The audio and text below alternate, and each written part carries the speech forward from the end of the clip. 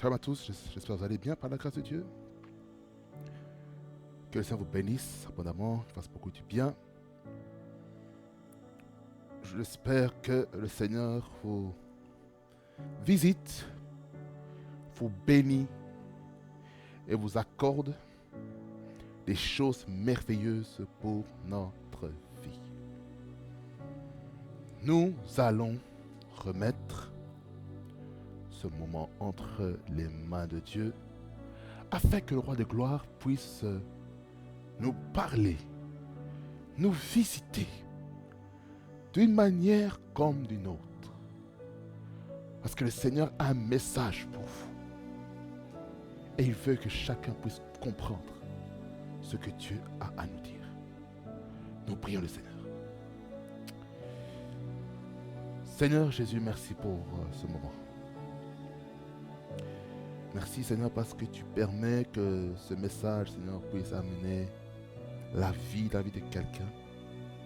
Un message qui va percuter, qui va révolutionner la vie de chaque personne qui aspire au ministère. Chaque personne qui est prédicateur. Et ceux qui sont destinés à être un prédicateur. Je prie que ce message touche chacun et chacune. Que ce message aussi touche aussi ceux qui sont aussi chrétiens.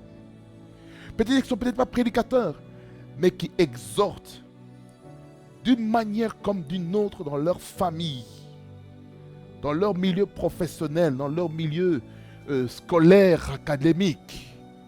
Je prie que ce message amène une réforme, amène un temps de changement au nom puissant de Jésus-Christ. Louange, honneur et majesté te reviennent au nom de Jésus. Amen. Bien-aimés dans le Seigneur, nous allons lire 1 Timothée chapitre 4. Du verset 11 jusqu'au verset 16. Nous lisons la parole. Déclare ces choses et enseigne-les. Que personne ne méprise ta jeunesse, mais sois un modèle pour les fidèles, en parole, en conduite, en amour, en foi, en pureté. Jusqu'à ce que je vienne, applique-toi à la lecture, à l'exhortation, à l'enseignement. Ne néglige pas le don qui est en toi et qui t'a été donné par prophétie avec l'imposition des mains de l'assemblée des anciens.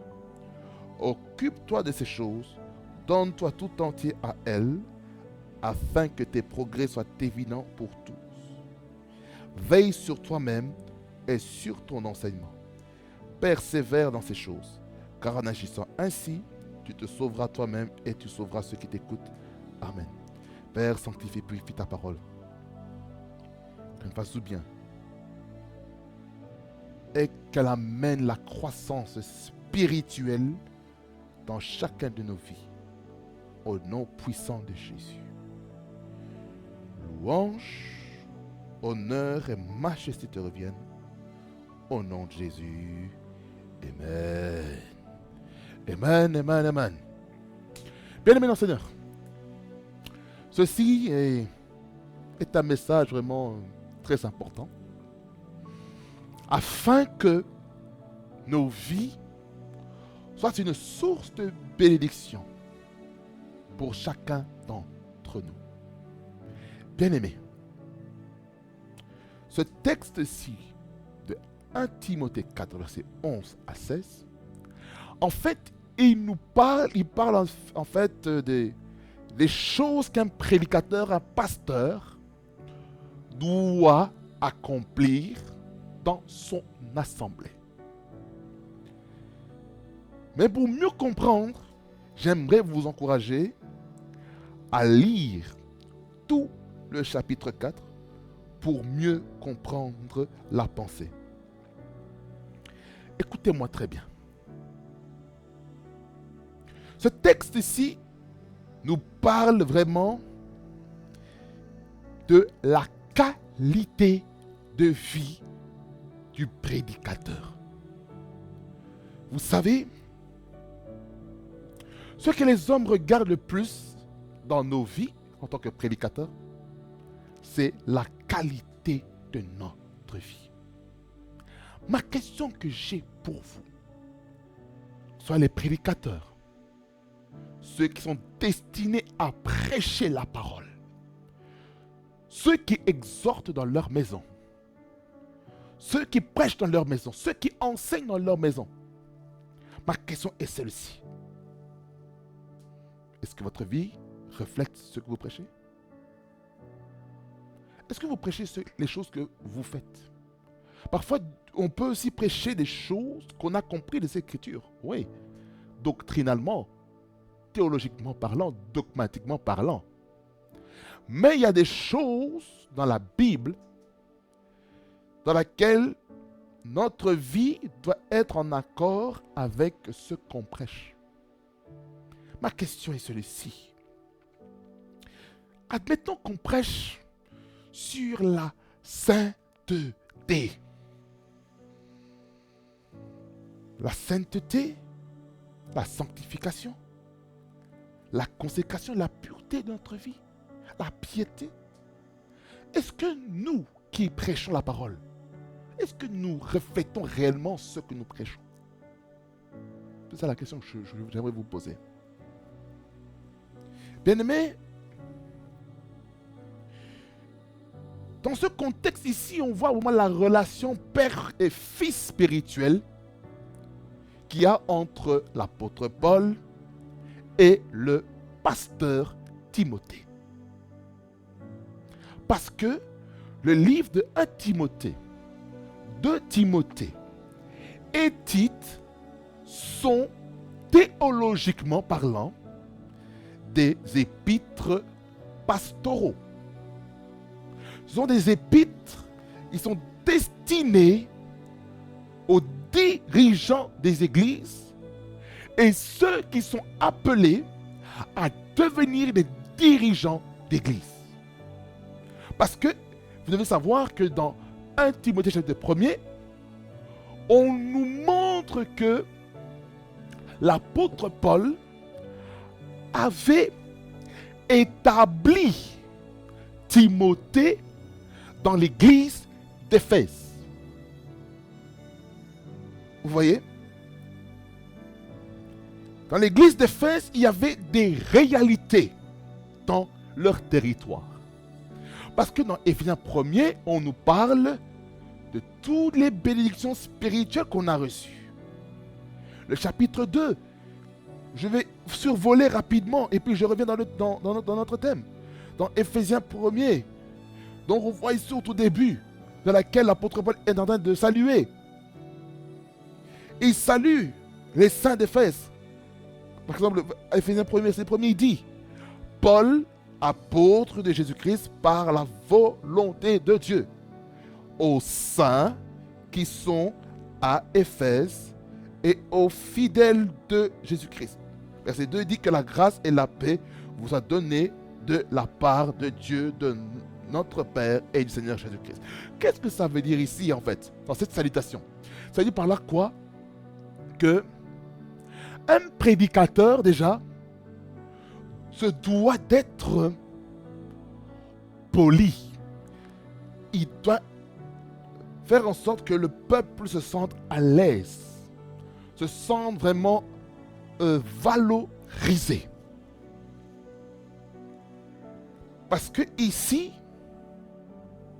on voit que l'apôtre Paul ne fait pas le ministère selon sa propre volonté. Cela revient à dire que il y a beaucoup de prédicateurs, certains prédicateurs, qui prêchent Jésus-Christ, mais par leur propre volonté. Le Seigneur ne veut pas des prédicateurs qui vont prêcher par leur propre volonté. Vous savez par quoi le prédicateur ne doit pas prêcher les choses pour leurs intérêts personnels. Le prédicateur doit prêcher pour les intérêts du royaume de Dieu. Le but du prédicateur, c'est de faire en sorte que chaque chrétien soit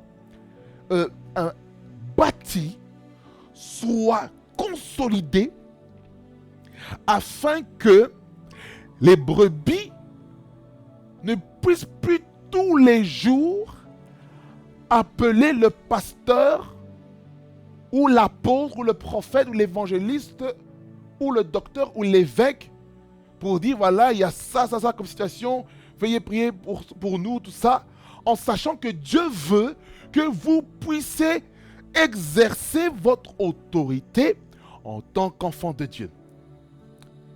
Là maintenant, je sens l'onction de l'enseignement. Je ne suis pas dans l'onction de la prédication. Parce que je veux vous pousser un peu à réfléchir un peu. Le prédicateur, c'est un ministre. Premièrement, c'est un ministre de Dieu. Parce que le ministre de Dieu, c'est une fonction, c'est comme un ministère, soit des affaires étrangères, soit des ministères intérieurs, ou le ministère des sports, ou le ministère de l'économie, de l'enseignement, des finances, tout ce qu'il faut, de l'agriculture, de l'environnement. Chaque ministère a une fonction et a aussi ses prérogatives, a aussi ses exigences. Ainsi en est-il avec les ministres de Dieu, les ministres de l'Évangile. Parce que vous devez savoir que les ministres chrétiens sont des ministres à 3 facettes. Ils sont premièrement des dirigeants. Ce sont des dirigeants de l'Église. Ce qui signifie un ministre de Dieu ou un pasteur ou n'importe quelle personne qui exerce la titularisation pastorale. Étant pasteur titulaire ou ce qu'on appelle en anglais senior pastor, il doit diriger l'Église. Donc ça veut dire par là quoi? Il y a un organigramme dans l'Église. Il faut savoir qui est le visionnaire de l'assemblée locale. En sachant que le visionnaire de l'assemblée locale qui marche avec Jésus a téléchargé le programme de Dieu pour son assemblée locale par Jésus-Christ, en passant le temps dans la prière, dans les jeûnes, afin de savoir, Seigneur, quel est le message que tu veux que je puisse prêcher dans cette assemblée-là, dans telle ville-là. Quel est le message que tu veux que j'apporte? Quelles sont les stratégies que tu veux que je puisse mettre en place en tant que dirigeant? Vous savez, par là quoi, le dirigeant, il est là non seulement pour diriger l'Église, mais il est là aussi pour organiser les choses. Il doit aussi avoir une équipe qui travaille avec lui. C'est-à-dire que le dirigeant ne fait pas les choses tout seul.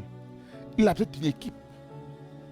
Le dirigeant, c'est comme le gestionnaire, c'est comme un directeur général ou un président.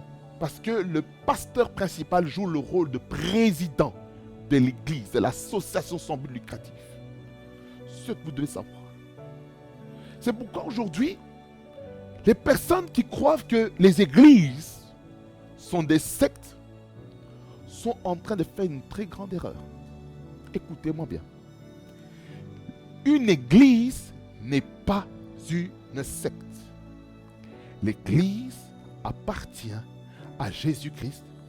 Mais Jésus-Christ, lorsque vous allez lire dans Éphésiens chapitre 4, il a fait des dons aux hommes. Les apôtres, les prophètes, les évangélistes, les pasteurs et docteurs. Pour l'édification des saints, etc. etc. Vous allez voir que dans 1 Timothée chapitre 3, vous allez voir qu'on parle maintenant de l'ordination, le choix maintenant des personnes qui sont destinées au ministère épiscopal, le ministère d'évêque. En anglais, on appelle ça bishop.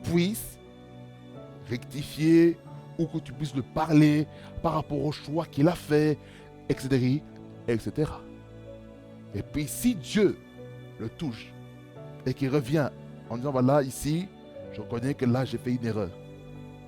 Là, c'est pas il n'y a pas besoin pour vous de dire voyez pasteur, voyez j'avais raison. Alors là, j'aimerais vous dire ceci, que nous devenons impolis. Dans l'église de Dieu, dans le corps de Christ, je parle maintenant au corps de Christ prophétiquement. Écoutez-moi. Les membres de l'église, arrêtez d'être impolis vis-à-vis de vos dirigeants. Parce que lorsqu'on est impoli envers les dirigeants, vous devez savoir qu'il est un oint de l'Éternel. Il est un oint de l'Éternel établi par Dieu au travers le conseil des anciens, qu'il a reçu l'imposition des mains. Qu'est-ce que j'essaie de vous dire? Arrêtez de juger les choses que vous ne comprenez pas. Même si, écoutez-moi bien, même s'il y a des bavures, même s'il y a des choses bizarres qui se font dans l'église, écoutez-moi bien, écoutez-moi bien. Lorsque vous voyez ces bavures, lorsque vous sentez dans votre cœur que ça est devenu une secte selon vous, priez. Arrêtez d'utiliser vos réseaux sociaux pour dire que cette église est une secte. Qui vous a dit qu'une église est une secte?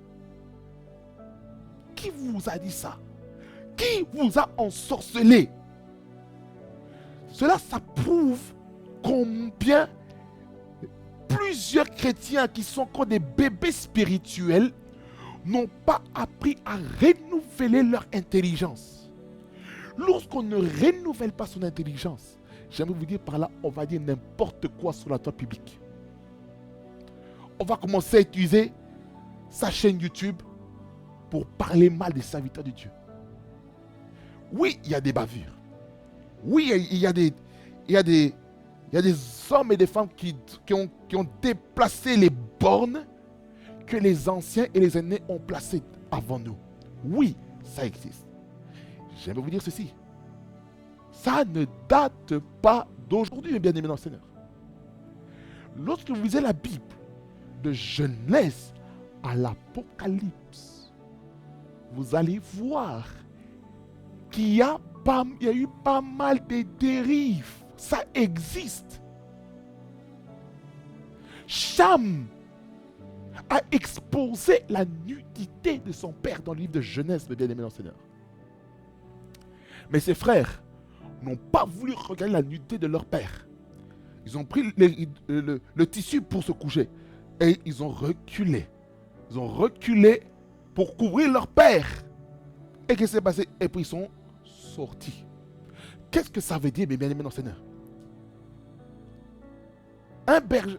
Un membre de l'église, un fils spirituel, n'expose pas son père spirituel sur la place publique. Il n'utilise pas ces plateformes pour exposer son père spirituel. Écoutez-moi bien. C'est un crime qui est grave devant Dieu. C'est très grave. On n'expose pas son père spirituel en public. On n'expose pas les méfaits de l'église sur TikTok, sur Facebook, sur YouTube, sur Instagram, sur WhatsApp. Non, ça ne se fait pas. Non, ça ne se fait pas. Je suis désolé. Et comment voulez-vous que les non-croyants, ceux qui ne croient pas au nom de Jésus-Christ, qui voient ça dans l'église, qu'il y a des disputes, qu'il y a le désordre, qu'il y a le manque d'organisation, que la direction de l'église a un problème. Est-ce que vous pensez que ces âmes-là vont venir comme ça dans les églises? Je ne pense pas. Pourquoi? Parce que la qualité de notre vie ne correspond pas à ce que Dieu veut pour nos vies. Est-ce que vous me comprenez? ce que je suis en train de dire ici, c'est très important, c'est très chirurgical. Pour faire comprendre qu'on ne joue pas avec l'œuvre de Dieu. On ne joue pas. On ne joue pas avec les serviteurs et les servantes de Dieu. On ne joue pas avec les hommes de Dieu. On ne joue pas avec les femmes de Dieu. On ne joue pas. Qu'est-ce que ça veut dire homme de Dieu? Ça veut dire quoi homme de Dieu, bien-aimé Seigneur? Ça veut dire c'est un homme, c'est un humain, premièrement, mais qui a en lui Dieu. C'est un humain qui porte en lui la divinité. En d'autres termes, l'homme de Dieu, c'est un autel.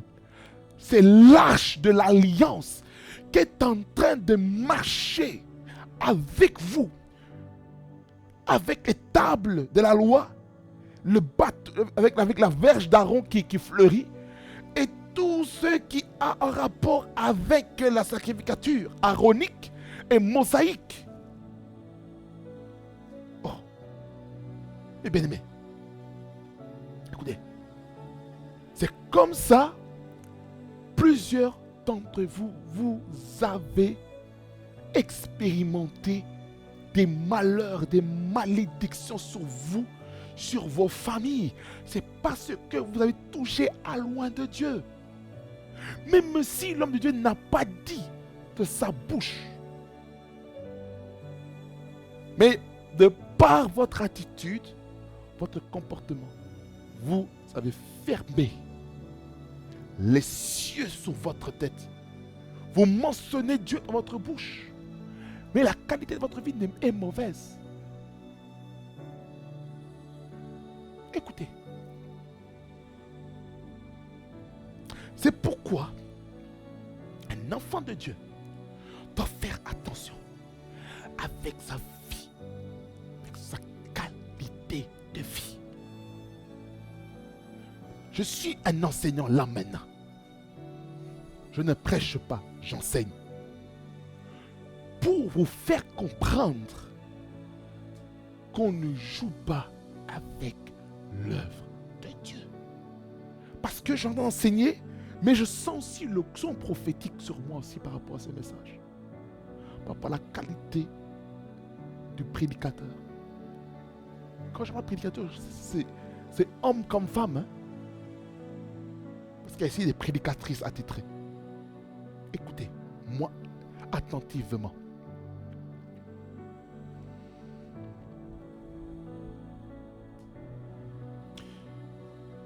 Les hommes naturels regardent notre qualité de vie, regardent notre vie. Ce que les gens veulent voir dans nos vies, c'est le progrès. Le progrès spirituel, le progrès émotionnel, le progrès intellectuel, le progrès mental, le progrès psychique, le progrès psychosomatique, le progrès sentimental, le progrès relationnel, le progrès financier, le progrès dans tout le domaine de la vie. Alors mes bien-aimés, il y a plusieurs choses que je peux vous dire par rapport à ça. Mais je vais continuer un peu à survoler. D'abord Éphésiens, puis je reviens dans notre vif du sujet. Faire comprendre que Timothée était le pasteur de l'église d'Éphèse. Je vous ai dit que Éphésiens 1er, verset 1er à 2, c'était une salutation que l'apôtre Paul est en train de faire à l'église. Et puis du verset 3 jusqu'au verset 14, il nous parle de toutes les bénédictions spirituelles que nous avons reçues. Du verset 15 jusqu'au verset 23, ici on voit la prière de Paul pour l'église d'Éphèse. Afin qu'il puisse avoir un esprit de sagesse et de révélation dans la connaissance de Jésus-Christ. Que le Seigneur puisse illuminer les yeux de leur cœur afin qu'il puisse savoir l'espérance qui s'attache à son appel. L'appel qui est ancré en Jésus-Christ. Et dans le chapitre 2, on voit du verset 1er jusqu'au verset 10, le contraste entre le fait de vivre selon les principes du monde et le fait d'être sauvé par la grâce de Jésus. Du verset 11 jusqu'au verset 22, on voit qu'il y a une unité entre les Juifs et les païens. Ça veut dire par là quoi ici? Ça veut dire par là quoi que à Éphèse, il n'y a plus juif, il n'y a plus grec, il n'y a plus païen, tout ça, tout le monde est uni. Ça veut dire par là quoi que l'Église va être unie. Ça veut dire que les clans, les races de notre ethnie personnelle lorsqu'on va à l'Église tombent. Et nous ne devenons qu'une seule race, c'est la race royale, la race christique, la race de Jésus. Nous sommes sauvés, nous sommes des chrétiens. Ça veut dire que nous devons adopter la coutume du royaume de Dieu, la culture du royaume de Dieu, le code du royaume de Dieu dans notre vie. Ça veut dire que nous avons un seul code, nous devons suivre, le modèle céleste, afin de l'appliquer sur la terre. Et lorsqu'on va dans le chapitre 3, on voit ici la vocation, le message de la vocation des païens, du verset 1er jusqu'au verset 13. Et puis du verset 14 jusqu'au verset 21, on voit l'amour de Christ pour nous. Le chapitre 4, on voit ici du verset 1er jusqu'au verset 16, on voit maintenant l'unité de la foi. Et c'est là où est-ce qu'on voit maintenant les dons de ministère, que je vous ai déjà parlé tout à l'heure.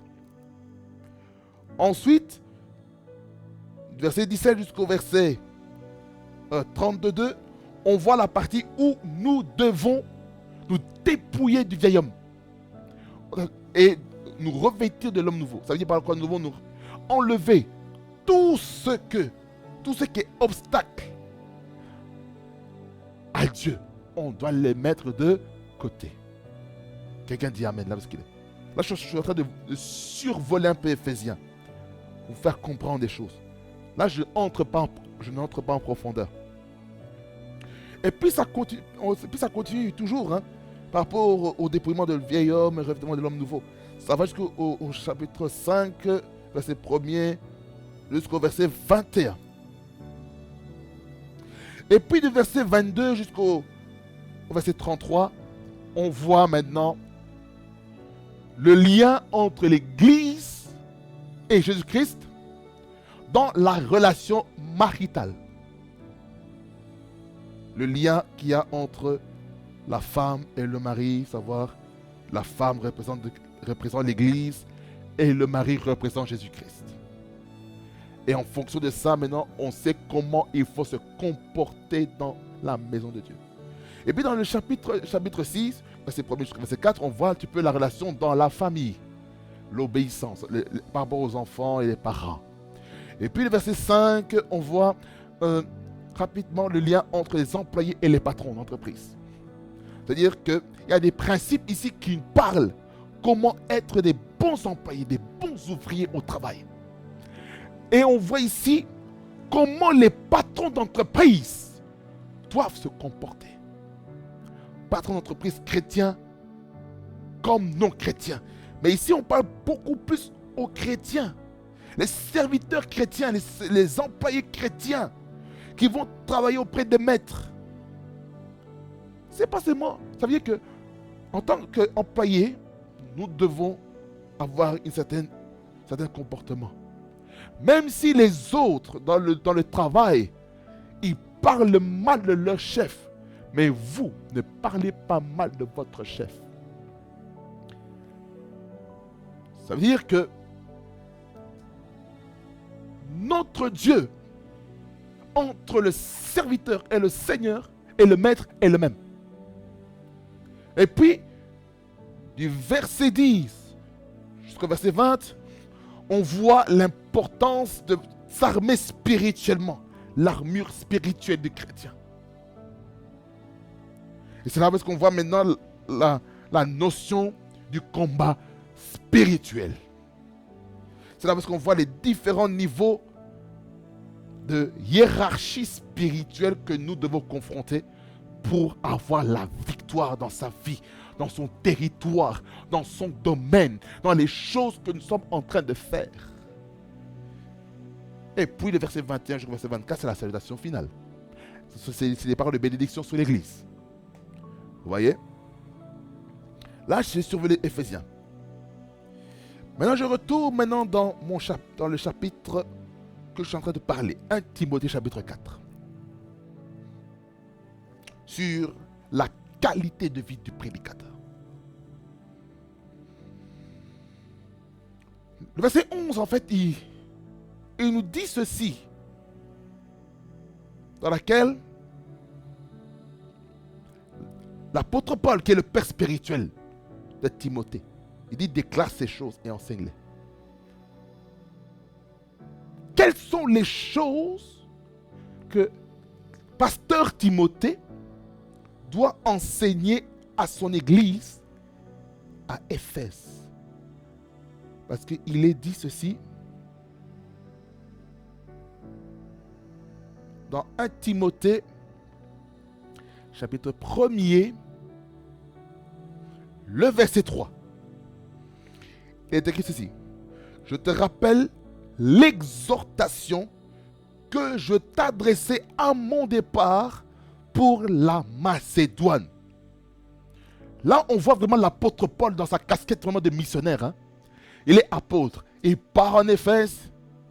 Il plante une église. Il évangélise la parole. Il prêche la parole. Les âmes sont gagnées. Les âmes sont assises, sont solidifiées. Et dans cette église-là, apôtre Paul, qu'est-ce qu'il fait? Il place dans cette église-là Timothée. C'est ce qu'il est écrit ici, dans la seconde partie. Lorsque je t'engageais à rester à Éphèse. Là, il est écrit au passé simple. Ça veut dire par là que Timothée, pasteur Timothée, était aussi un missionnaire. Ça veut dire par là quoi? Partout où son père spirituel allait, pasteur Timothée était là. Donc, pasteur Timothée était devenu comme le pasteur assistant d'apôtre Paul. Vous voyez?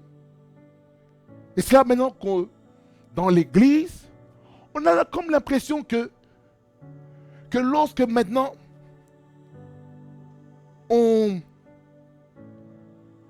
lorsque un fils spirituel interrompt ses programmes d'église pour aller souder son père spirituel qui est dans tel pays ou dans telle ville, dans son continent, on a comme l'impression que c'est devenu comme une secte.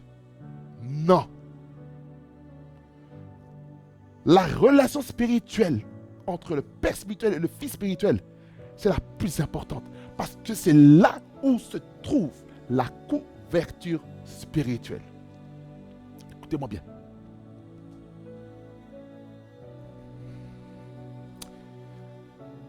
Je suis en train de lutter dans mon esprit. Est-ce que je dois parler de ma personne ou pas? Écoutez.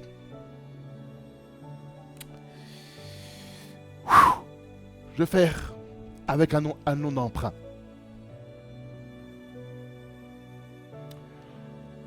Frère Robert,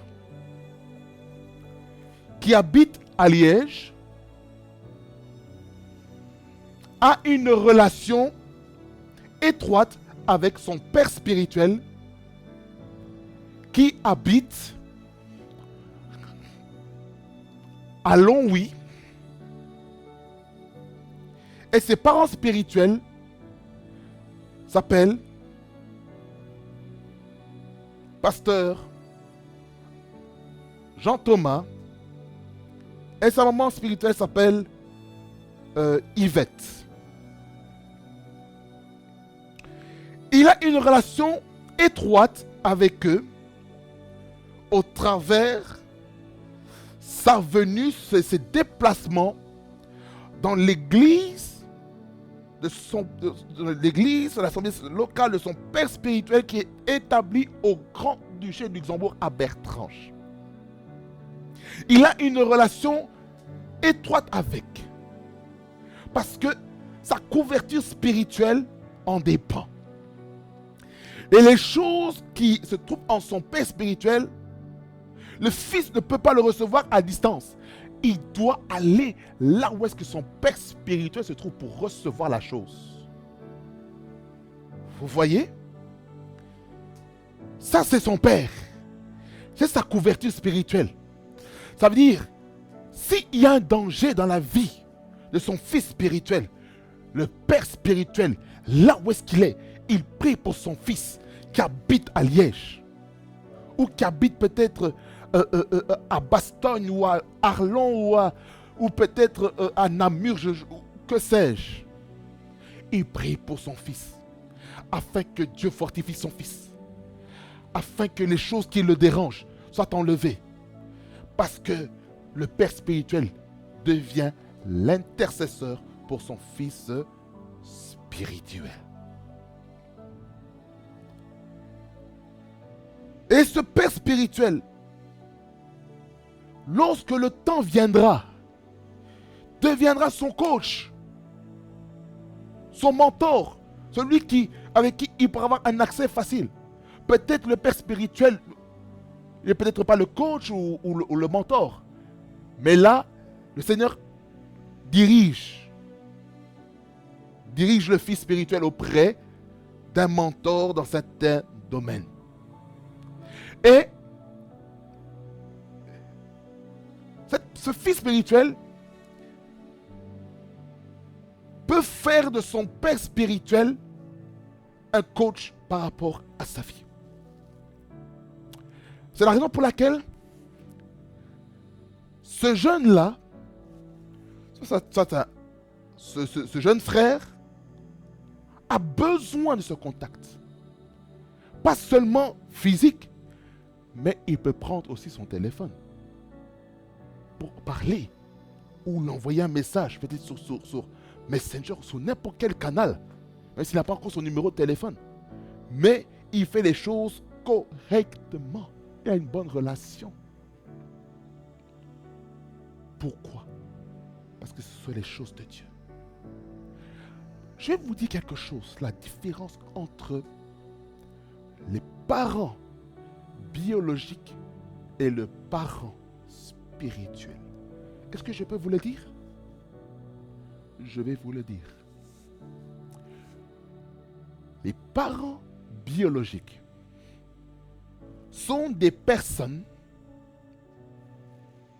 qui vous ont engendré biologiquement par le moyen de la procréation, par des relations sexuelles.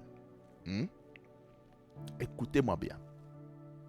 Vous êtes né au travers votre mère. Votre mère qui vous a porté pendant 9 mois, de manière générale. Pour d'autres, il y a certains qui sont nés prématurément, mais qui ont besoin d'être gardés au chaud pour que le développement, la croissance puisse se faire. Vous voyez? Les parents spirituels, ils déterminent vos origines jusqu'à votre présent. Ça veut dire par là quoi? Ils déterminent d'où vous venez. Le passé et le présent. Mais en ce qui concerne votre futur, là, Dieu vous donne des parents spirituels. C'est eux qui vont vous amener dans votre Canaan, le pays où coule le lait et le miel. Il va vous faire traverser par des épreuves, pour que vous puissiez être bâtis. Dieu peut montrer à votre père spirituel qu'il y a la grandeur en vous. Il peut montrer que vous avez l'appel authentique. Mais Dieu va lui dire, travaille d'abord son caractère. Travaille-le, brise-le, casse-le, broie-le, passe-le dans le processus du brisement. Et là, cher fils spirituel, n'allez pas dire à vos parents biologiques les souffrances que vous êtes en train de passer dans votre disciple avec votre père spirituel. Ne le faites pas. Ne faites pas ça. N'exposez en aucun cas votre relation que vous avez avec vos parents spirituels dans votre famille. Ne faites pas ça. Pourquoi je dis ça? Parce que vous allez créer des dégâts irréversibles dans vos familles, au point où les parents biologiques vont commencer à s'interférer au travail que Dieu veut faire dans votre vie. Il ne faut pas le faire. Non, non, non, non, non, non, non. Grosse erreur. Écoutez, il arrive des moments, lorsqu'on marche avec ses parents spirituels, Dieu peut, pendant un temps, vous retirer pendant par exemple 5 ans ou 10 ans des membres de votre famille. Est-ce que ça veut dire par là quoi? Qu'il ne faut pas prendre soin de la famille? Je n'ai pas dit ça. Il faut prendre soin de sa famille. Il faut. Parce que dans le même livre de 1 Timothée, le chapitre 5, le verset 9, ou le verset 1 Timothée 5, le verset 8, il dit, si quelqu'un n'a pas soin des siens, et principalement de ceux de sa famille, il a renié sa foi et il est pire qu'un infidèle. Ouh. Ça veut dire par là quoi? C'est pas parce que tu es dans le chemin du disciple-là et cette relation avec tes parents spirituels que tu vas négliger ta famille biologique. Parce que ta famille biologique mérite d'être honorée pour le travail, l'éducation qu'on vous a donné. Est-ce que vous comprenez jusqu'à maintenant? Vos parents spirituels ont besoin d'être honorés. Écoutez-moi très très bien. Même si vous avez des désaccords avec vos parents biologiques, écoutez-moi bien. Que ce soit la jeunesse, comme c'est plus à la jeunesse que je m'adresse ici. C'est pas parce que vous avez des désaccords avec votre famille biologique que vous devez manquer du respect aux membres de votre famille. Surtout vos parents, ne le faites pas. Vous allez attirer des malédictions sur vous-même. Et vous allez écourter votre espérance de vie. Mais lorsqu'on honore ses parents, on est en train de prolonger les jours que nous sommes destinés à vivre sur la terre. Raison pour laquelle nous devons faire très attention de ne pas ramener les problèmes de l'église, surtout lorsque vous êtes fils spirituel, à vos parents spirituels dans votre famille. Ne faites pas ça. Mais les bonnes choses de vos parents spirituels, vous pouvez le dire. Dites voilà, ça. Des bonnes choses que vous avez appris de vos parents spirituels. Vous pouvez maintenant le libérer dans votre famille biologique. Faites-le. Et Dieu vous bénira. Parce que vous êtes en train de pratiquer les bons conseils de vos parents spirituels pour les appliquer dans dans votre famille biologique. Et vous allez voir comment votre famille biologique va vous remercier pour le travail que vous avez fait dans leur vie. Vous voyez? Ça veut dire par là quoi? Lorsque vous êtes occupé, par exemple, cher jeune, et que vos parents biologiques vous appellent, il ne faut pas dire, mais papa, maman, tu vois pas, je suis occupé. Oh, ça, culturellement parlant, surtout moi qui suis de la culture africaine, parce que je suis un Afropéen, je suis en même temps africain à 100% et européen à 100%. Donc, le côté africain va se réveiller et dans ma famille, ça sera vu comme de l'impolitesse, de l'insolence et le manque de respect. Pourquoi? Parce qu'on ne parle pas n'importe comment aux aînés.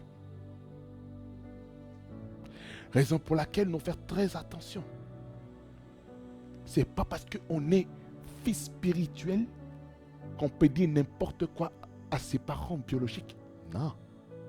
Il faut avoir du respect. Même si tu n'es pas d'accord, dis papa, je te respecte, mais je sens que ça.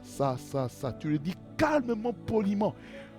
Vos parents biologiques vont bien le prendre. Parce que vous avez considéré leur position, vous avez été respectueux de leur personne. Alors ça veut dire par là ceci. Lorsqu'on est fils spirituel quelque part, il faut avoir du respect.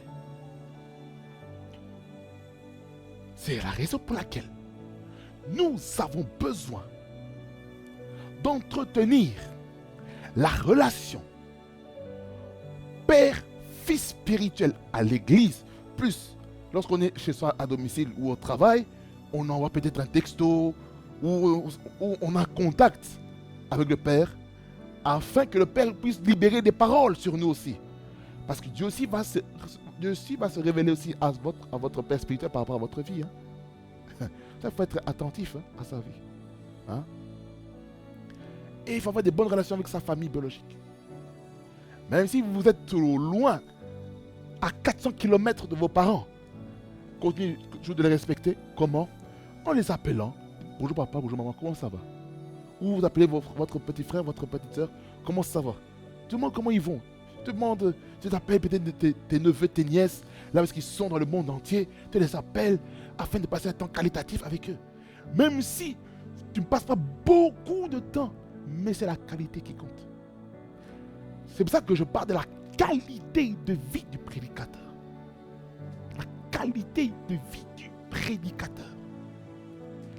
C'est un enseignement. C'est vraiment un enseignement. Je suis en train de dire beaucoup de choses. Je suis en train de dire beaucoup de choses. Beaucoup de choses. Écoutez. Pour que notre qualité de vie soit efficace, nous devons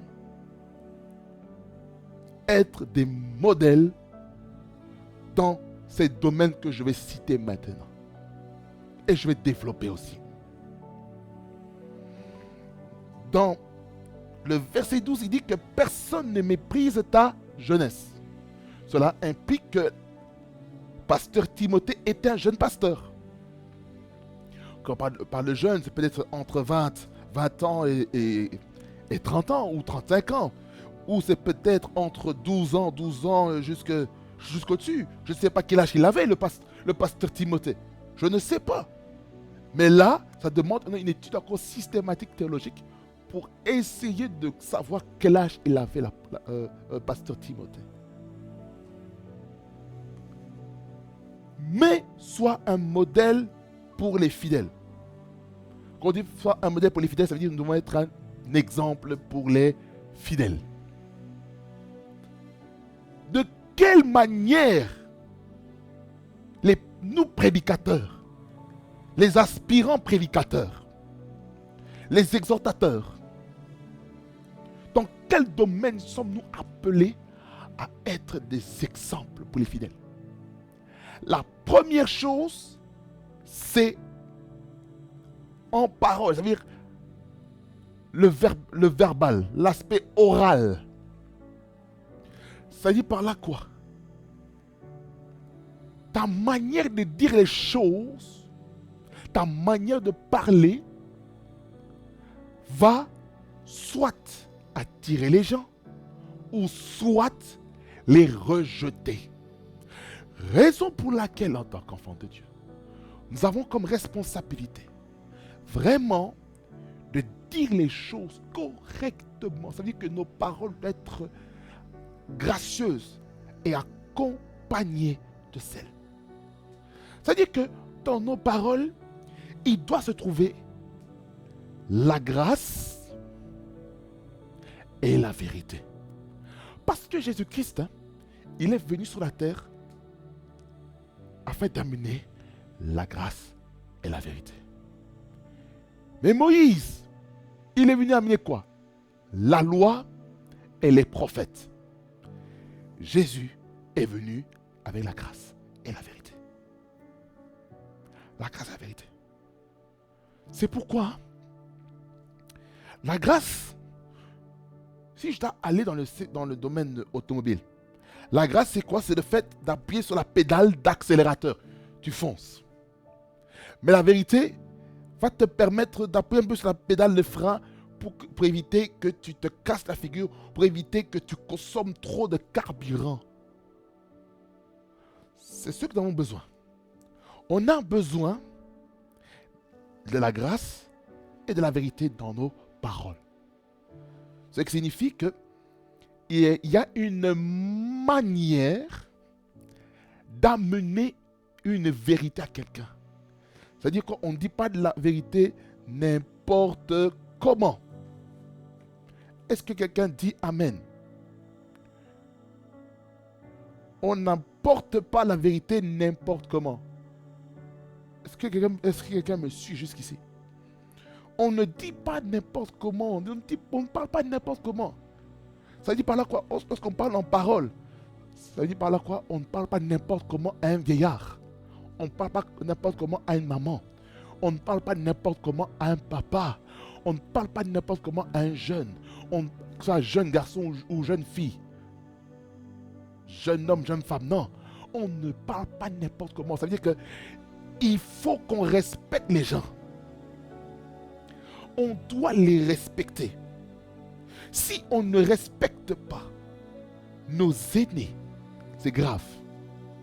C'est ça qu'on dit modèle pour les fidèles en parole. C'est-à-dire la manière de parler aux aînés va soit vous attirer à eux, soit vous serez rejeté d'eux. C'est pourquoi nous devons faire très attention avec notre manière de parler aux gens. Oui, Dieu veut qu'on corrige ses enfants. Dans 1 Timothée 5, pour vous faire comprendre ça.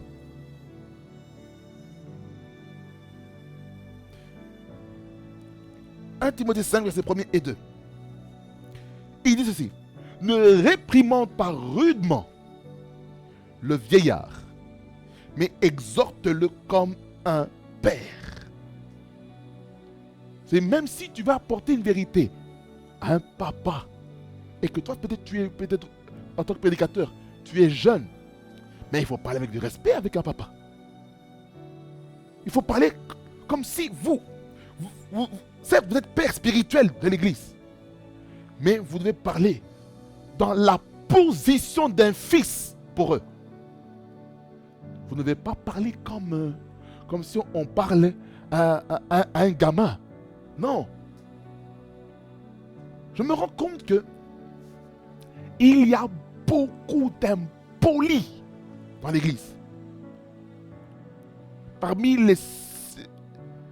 certains prédicateurs, certains enseignants de la parole de Dieu qui ne sont pas formés éthiquement dans le ministère. Beaucoup d'impolis. Mais le Seigneur veut des prédicateurs qui sont polis. Même si ils doivent dire la vérité à un vieillard, à une maman, à un pépé, à un mémé, qu'ils puissent respecter. Il ne peut pas manquer de respect. Je ne peux pas appeler un vieillard comme ça, et le vieux, et la vieille. Quoi? Dans la culture africaine, mais on va te rosser. Même si en Europe, ici, ça se fait. Dans le monde occidental, ça se fait. Mais en Afrique, n'ose pas faire ça. N'ose pas faire ça. Même dans les pays du Moyen-Orient, n'ose pas faire ça. Faut du respect. N'ose pas faire ça en Asie. Hein. Toi, tu vas te faire beheaded. Hein. Tu vas te faire massacrer, corriger, rosser. Pourquoi? Parce qu'il y a manqué de respect. Il faut être poli, mes bénémoines. Il faut être poli. La politesse est très importante. On ne peut pas parler n'importe comment. La parole. Faites attention. Même pendant qu'on prêche, il ne faut pas dire hé, toi, maman, papa, hé. Mais maman Nangai, mais tu n'es pas poli, tu n'as pas peur. Tu n'as pas peur de parler n'importe comment à papa. Aïe maman, aïe maman, mais tu manques de respect à papa. Tu manques de respect à une maman. Mais non, ça ne se fait pas. Je suis désolé de te le dire comme ça. Tu as manqué de tact. Vous avez manqué de tact envers ce papa, envers cette maman. Surtout avec les jeunes prophètes qu'il y a aujourd'hui. Qui ne sont pas polis, qui sont des brigands, qui sont des bandits spirituels, qui sont là pour parler mal. Qui n'ont aucune éthique, aucune morale. Papa, maman, maman, même pendant que je parle comme ça, j'ai peur. Tu ne peux pas parler comme ça à un père. Tu ne peux pas parler comme ça à quelqu'un qui est plus âgé que toi, en âge. Non, tu ne peux pas. Il faut du respect. Il faut parler respectueusement. Tu ne peux pas dire à papa, papa, assieds-toi. Ou papa, à genoux. My God. Mais non, ça ne se fait pas. Ça ne se fait pas, non. Il faut respecter les aînés. Maintenant, imaginez-vous maintenant. Hein? Oh, gosh. Imaginez maintenant qu'on vous parle comme ça à vous. Vous qui êtes berger, vous qui êtes pasteur, dirigeant d'église, on vous parle comme ça. Vous êtes peut-être plus âgé, mais un jeune vous parle comme ça. Comment allez-vous vous sentir? Vous allez dire, ce petit-là, il m'a manqué de respect, n'est-ce pas? Pour éviter qu'on vous manque de respect, vous chaque prédicateur qui est jeune et qui avait des papas, des mamans, des papis, des mamies au-dessus de vous, vous avez le devoir de les respecter et de bien les parler. Exhorte les jeunes gens comme des frères. Ma question. Comment on parle à un jeune frère? Comment on parle? Comment on parle à un frère? Comment on parle avec lui? C'est-à-dire qu'il y a une manière de s'approcher. C'est-à-dire que par là, on doit être respectueux et poli. C'est-à-dire que par là, il doit avoir de l'honneur. C'est-à-dire que lorsqu'on parle, on dit la vérité à quelqu'un, la personne doit être aussi humble de recevoir. Parce qu'on peut dire la vérité dans le fond est correct. Tu as de la vérité, mais le problème c'est quoi? La forme n'était pas correcte. Toi, par exemple, toi, mon frère, tu vois cette vie que tu as de vivre là, avec les copains, copines, tu vois pas que c'est pas bien. Tu vois, tu es un enfant de Dieu, tu es un chrétien. Tu vois, tu sais, tu vaux mieux que ça. Tu sais, si tu vis de telle manière, tu connais un peu les conséquences qui vont se passer. Regarde, je t'aime de tout mon cœur. C'est-à-dire, d'abord, tu vas venir en lui disant la vérité avec amour. Regarde, regarde ça. Regarde, si tu connais ce chemin, regarde ce qui va se passer. Tu lui parles avec respect, tu affrontes à son niveau. Et il va te respecter. Il va dire merci beaucoup, pasteur. Merci beaucoup, papa. Merci beaucoup, maman. Pour la vérité qu'on avait dit. Ça m'a touché. Est-ce que vous pouvez prier pour moi? Et là, vous ouvrez une porte pour afin qu'il puisse se soumettre à vous, parce que vous l'avez respecté et maintenant vous allez prier pour lui. vous allez le faire et il va se ressentir restauré grâce à votre manière de vous approcher de lui. Parole. Parole. Parole. Verset 2, il dit, les femmes âgées comme des mères, celles qui sont jeunes comme des sœurs en toute pureté. Vous voyez, ça veut dire que le livre de 1 Timothée, de 2 Timothée et le livre de Tite, ce sont des textes vraiment éthiques du ministère. Éthiques par rapport à l'appel d'un berger d'une église. Première chose, j'ai parlé de la parole. La deuxième chose, c'est en conduite, le comportement. Là, je parle maintenant du côté non verbal. Le côté non verbal, c'est la manière dont tu te présentes. Comment ton expression faciale est. Est-ce que lorsque tu viens avec la joie? Lorsque tu viens avec la joie, qu'est-ce qui se passe? Mais tu attires les gens. Tu inspires encore. Tu es un modèle en disant, mais ce frère-là, il est toujours joyeux. Il sourit tout le temps. Quel est ton secret? Dis, mon secret, c'est que j'ai une intimité avec le Saint-Esprit qui me permet d'être joyeux en tout temps. Vous savez par là quoi? Il faut manifester ça. Écoutez-moi bien. Il faut que cette joie-là soit sincère et authentique. Il ne faut pas que vous puissiez sourire à quelqu'un de vos lèvres, mais dans votre cœur, vous avez de la haine et l'amertume. Ça ne marche pas. Parce que la personne qui est en face de vous va ressentir les énergies négatives que vous manifestez. Alors, vous devez faire très attention avec votre cœur. Faites attention à ce qu'il y a là-dedans. Donc, votre corps, vous devez faire semblant d'être joyeux. Mais, là, le Seigneur, il va vous condamner. Pourquoi? Parce que votre vie ne glorifie pas le nom du Seigneur Jésus-Christ. La conduite. Troisièmement, en amour. L'amour se démontre. Se démontre par des actes, par la conduite et par les paroles. Ça se démontre aussi par la prière. L'amour, agapao, l'amour agapé, l'amour qui vient de Dieu. On doit le manifester autour de soi. En foi, c'est par rapport à ta vie spirituelle. C'est-à-dire par la quoi, lorsque toi tu as la foi que telle situation va changer, eh bien, qu'est-ce qui va se passer? Maintenant, tu vas susciter la foi de plusieurs. Ce n'est pas l'effervescence, non. Non. Lorsqu'il y a une adversité, quelle est la manière dont tu réponds à ça? Peut-être à l'église, vous n'avez peut-être pas vous n'avez pas les ressources financières qu'il faut pour payer peut-être le loyer de l'église. C'est un projet. Alors, qu'est-ce qui va se passer? Il faut que vous puissiez avoir la foi. La foi est une ferme assurance des choses qu'on espère et une démonstration de ce qu'on ne voit pas.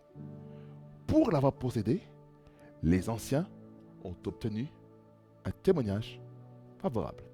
Dans Romains 10, verset 17, il dit « Or, la foi ne vient de ce qu'on entend, et ce qu'on entend vient de la parole de Christ. » C'est-à-dire, au plus vous écoutez la parole de Dieu, au plus la foi va augmenter. C'est-à-dire par là quoi? Vous-même, vous devez augmenter votre niveau de foi afin que lorsque vous allez vous présenter à l'église, vous puissiez susciter la foi des gens. Écoutez, ne suscitez pas la foi des gens pour escroquer les fonds financiers. Non, non, non. Parce que chacun doit donner à Dieu comme il l'a résolu dans son cœur. C'est-à-dire par là quoi? On ne donne pas par des menaces. C'est ce que ça veut dire. En pureté. Ça, c'est la cinquième chose. C'est par quoi la vie de sainteté, de sanctification, de consécration. Non seulement ça, mais aussi de modestie dans la tenue vestimentaire, la manière de se présenter, son packaging, qui doit être pur. Ça veut dire qu'il faut que toute ta vie doit être pure. Voyez? Et puis verset 13, il dit, jusqu'à ce que je vienne, applique-toi à la lecture, à l'exhortation, à l'enseignement. Ça veut dire par là quoi? Un prédicateur, pour augmenter sa qualité de vie, doit être continuellement un homme ou une femme qui aime lire la parole de Dieu. Non seulement la parole de Dieu, mais il doit lire les commentaires bibliques. Il doit lire les strongs bibliques. Il doit lire les références. Il doit lire les commentaires. Il doit se documenter. Il doit lire des livres. Un leader, c'est celui qui lit. En anglais, j'aime comme il dit, leaders are readers. Donc il faut lire pour être des hommes et des femmes qui sont vraiment assidus aux choses de Dieu. À l'exhortation, ça veut dire par là quoi? C'est encourager quelqu'un avec un gros message qui va bénir la vie de quelqu'un. À l'enseignement, ça veut dire par là quoi? Tu prends ton temps d'enseigner. Tu n'es pas pressé. Tu enseignes les choses comme il se doit. Ça veut dire par là quoi? Tu es en train d'avoir une intelligence apostolique pour bâtir les vies des gens par le message que tu portes en toi. Ça veut dire par là quoi? Le prédicateur a une grande responsabilité dans ça. Il doit être un enseignant, un bon enseignant de la parole de Dieu. Il doit savoir expliquer les choses. Ça veut dire par là quoi? Lorsque son père spirituel l'enseigne quelque chose, les choses qu'il a compris de son père, il l'enseigne.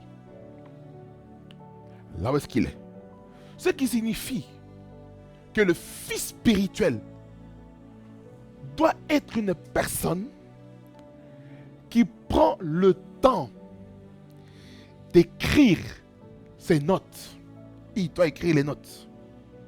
Il doit écrire les notes. Et lorsqu'il écrit les notes, qu'est-ce qui se passe? Il écrit les passages bibliques qu'il a reçus comme enseignement. Il écrit ça.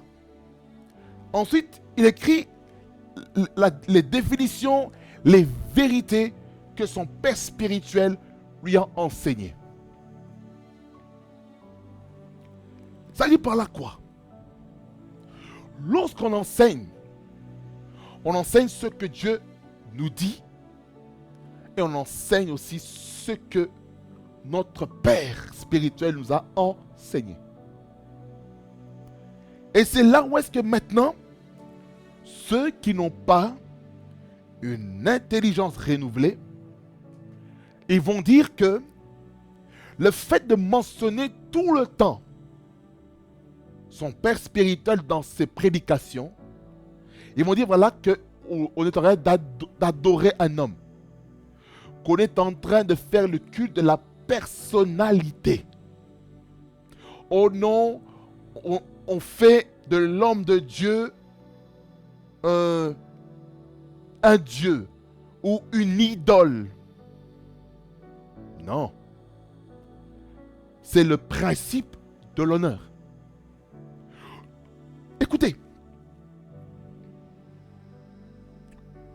vous pouvez avoir l'appel, là je parle maintenant aux fils spirituels de chaque église, fils et filles spirituels, qui prêchent la parole, le message de leur père spirituel.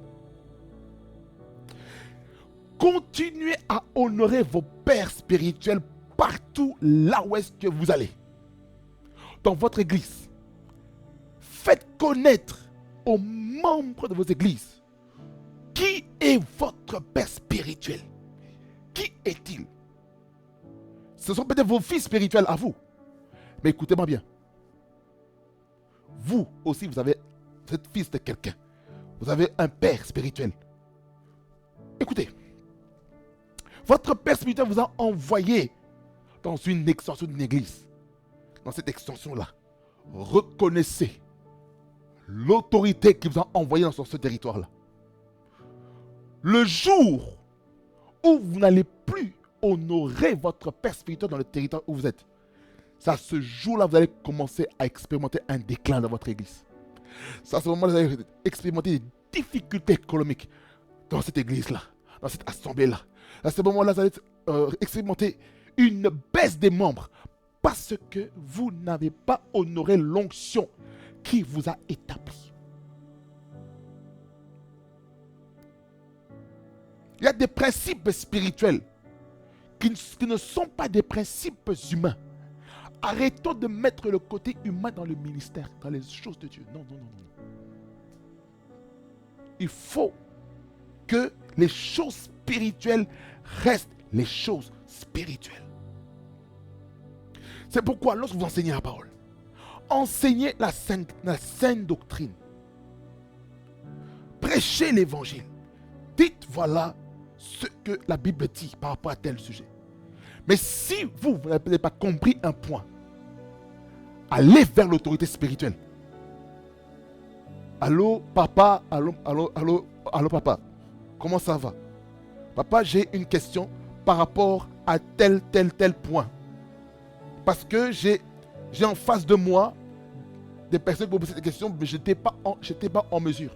Mais j'aimerais avoir un éclaircissement de votre part afin que moi je puisse le libérer dans la vie du peuple de Dieu dans lequel vous m'avez confié dans le territoire où je suis. Et puis il va vous libérer l'information et vous, pendant ce temps-là, prenez des notes. Après ça, vous revenez à la personne qui vous a posé la question. Soit pendant l'étude biblique, ou soit pendant les séances de questions-réponses, ou soit vous l'appelez peut-être au téléphone. Voilà, je t'appelle par rapport à la question que vous m'avez posée tel jour. Voilà la réponse que j'ai reçue de la part de mon père spirituel. Et il m'a enseigné ça, j'aimerais te le dire. Voilà, cette question-là, c'était ça. Qu'est-ce qui se passe? Le fils spirituel est édifié et le fils maintenant qui est aussi père spirituel des fidèles qui se trouvent dans l'église locale qui est là, maintenant il libère l'information et cette personne-là maintenant est édifiée et lui, il peut encore expliquer ça encore peut-être dans sa famille. Les choses qu'il n'avait peut-être pas compris pendant le culte. Vous voyez? Raison pour laquelle nous devons vraiment déclarer être des hommes et des femmes qui aiment être ces hommes et des femmes qui honorons nos pères spirituels dans les messages, dans les prédications, dans les enseignements. Faisons-le. Ce n'est pas de l'idolâtrie, c'est l'honneur. L'honneur, c'est très important. C'est pour ça. Le thème suivant après celui-ci, c'est développer l'art de l'imitation dans la relation père-fils spirituel. Je vais parler de ça dans les épisodes qui viennent. Verset 14, il dit, ne néglige pas le don qui est en toi et qui t'a été donné par prophétie avec l'imposition des mains de l'assemblée des anciens. Qu'est-ce que ça veut dire, mes bien-aimés dans le Seigneur? Ça veut dire par là quoi un prédicateur doit être en mesure de garder toutes les choses que le Père spirituel a communiquées. Il faut garder la semence. Il faut garder précieusement afin que le diable ne puisse pas venir voler ça. Le diable vole tantôt de manière, tantôt d'une autre. Lorsqu'on est distrait, le diable vole la semence. Ça, nous devons faire très attention. Faisons très attention à ça. Quelqu'un dit Amen. Et ces choses-là, bien aimés dans le Seigneur, ça vient par plusieurs moyens. Ça vient premièrement par la prophétie. Les dons spirituels sont transmis par la prophétie. On prophétise et les dons se manifestent. Ça, c'est un. Et deux, ça vient aussi avec l'imposition des mains. Et j'en ai déjà parlé un petit peu sur le sujet de la doctrine de l'imposition des mains pour recevoir l'onction. Et le verset 15, il dit, occupe-toi de ces choses, donne-toi tout entier à elles, afin que des progrès soient évidents pour tous. Ce qui signifie par là que lorsque nous prenons en considération tous les enseignements de notre Père spirituel, eh bien nos vies sont vraiment édifiées. Alors, qu'est-ce que nous devons comprendre? Lorsque on a observé tout ce qu'on a prêché aux autres, du verset 11 jusqu'au verset 15, la finalité, c'est qu'après avoir prêché aux autres, nous devons veiller sur nous-mêmes. Les prédicateurs, écoutez-moi bien. Nous devons veiller sur nous-mêmes. Veiller sur notre enseignement. Ça dit par là quoi? Tout ce qu'on prêche, on doit l'appliquer dans notre vie. Si on n'applique pas dans notre vie, eh bien, nous aurons des sérieux problèmes.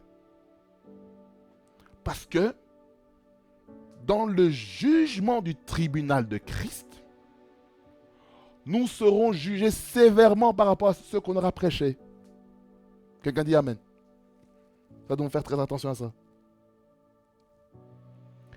Et lorsqu'on prêche un message, cher prédicateur, on doit demeurer, on doit persévérer dans tout ce qu'on a prêché. Parce que lorsqu'on demeure dans le message qu'on a prêché, on va sauver deux personnes. D'abord nous-mêmes. Dans quel sens? Quand on dit te sauveras toi-même, on va se sauver des jugements, du jugement que Jésus-Christ fera au ciel. En disant, lorsque tu prêchais ça, pourquoi toi tu ne marchais pas en accord avec le message? Vous voyez? Là je parle de la qualité de vie. La deuxième personne qu'on va sauver, c'est l'assemblée. L'assemblée. C'est ça que je parle dans le titre de la qualité de vie du prédicateur. La qualité de vie du prédicateur. C'est quelque chose de très, très, très, très important. Alors, bien, mes seigneurs, que le Seigneur nous aide. Chers prédicateurs, prédicatrices, préposés prédicateurs, ceux qui ont la vocation des prédicateurs, les exhortateurs, toutes les personnes qui prêchent d'une façon comme d'une autre, dans leur église locale, dans leur famille, dans les cellules des maisons, en ligne, sur les réseaux sociaux, que le Seigneur fasse de vous premièrement des modèles. Et si vous reconnaissez que les messages que vous avez prêchés, les vidéos de dénonciation que vous avez peut-être faites sur les réseaux sociaux, qui n'étaient pas dirigées par le Saint-Esprit, que le Seigneur vous aide aujourd'hui à corriger le tir, afin que votre qualité de vie soit irréprochable aux yeux premièrement de Dieu, ensuite des hommes. Amen. Que le Seigneur vous bénisse abondamment et qu'il fasse beaucoup de bien. Seigneur, merci pour ta parole, pour cet enseignement. Parce que ça, ce n'est pas une prédication, c'est un enseignement. Merci pour cet enseignement dans lequel tu as béni chacun et chacune. Parce que tu as prédestiné à chacun à comprendre que nous devons faire attention à notre vie. Dans la manière de parler, dans notre comportement, dans la manifestation de l'amour, dans notre foi et dans plein d'autres domaines. Seigneur, je prie que chaque prédicateur, là où est-ce que peut-être qu'il a peut-être fauté quelque part, dans sa conduite, envers les aînés, envers les anciens, envers les vieillards, qu'il puisse corriger sa vie. Au nom de Jésus. Je prie que ta main puissante continue d'agir dans cet enseignement, afin que chacun puisse prendre le temps de réfléchir sur la doctrine. Au nom de Jésus. Louange, honneur et majesté te reviennent. Au nom de Jésus. Amen. Bien maintenant, Seigneur, que le Seigneur vous bénisse abondamment, fasse beaucoup du bien. Et vraiment, je suis vraiment content vraiment d'être au milieu de vous afin de proclamer les oracles de Dieu. Parce que je sais une chose. Le Seigneur a parlé à quelqu'un. Le Seigneur a révolutionné la pensée de quelqu'un, a transformé et a révolutionné et a réformé les voies de plusieurs personnes. Amen. Soyez bénis. C'est la bénédiction d'Abraham, d'Isaac et de Jacob. Et nous sommes toujours ensemble ici sur Rema Frequency TV. Et n'hésitez pas de vous abonner, d'activer la note de notification et de partager cette vidéo autour de vous afin que vos familles, vos amis et ceux qui en ont besoin, les collègues aussi prédicateurs, soient aussi bénis par ce message afin que dans le corps de Christ, qu'il y ait un temps de réforme, un temps de correction pour que l'Église soit centrée sur Jésus-Christ, l'auteur et le consommateur de notre foi. Rema Frequency TV, le réseau de la gloire de Dieu. Soyez bénis au nom de Jésus-Christ.